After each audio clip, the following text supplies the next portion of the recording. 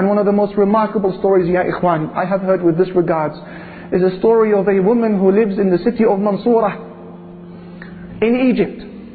A lady who said that I came from a very poor family,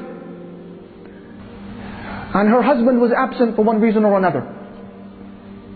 And she said, my daughter became very ill on one particular evening, and she began to fever like never before. And I could do nothing for her. I have no money for food. We spent that evening hungry, let alone buy her medication. And I would pray 2 rak'at to Allah Almighty, 2 units, and call upon Him and attend to my daughter. And pray and call and place my trust in Him and call to my daughter. Attend to my daughter. And the hours would pass. It was now midnight, 12 o'clock, 1 o'clock in the morning. Then they hear a knock on the door. Who is it? It's the doctor. It's the doctor. So the lady, she puts on her hijab. She opens the door. Assalamu alaikum. Wa alaikum assalam. Where is the girl? He says. The lady, she says, she's in the room. Allahu Akbar, who sent him? He comes into the room. He checks her. Prescribes for her medication. And then leaves the house. And he says, payment please. Payment. And the woman began to cry.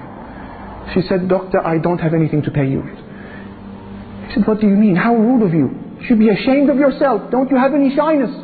You call me in this late hour of the night to attend to your daughter, and you know you have no wealth to pay me. She said, doctor, wallahi, I didn't call you. I don't even have enough money to buy a phone. We haven't even eaten this evening.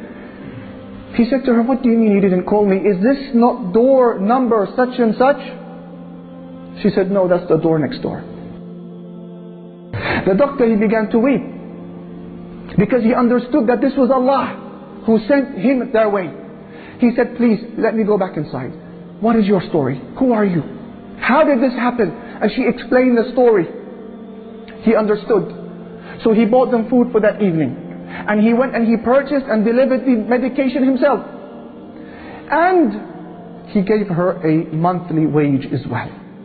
And I'm sure that if I ask any one of these brothers to mention a similar story, you could. When you needed Allah, you had nobody to ask but Him, and you were given.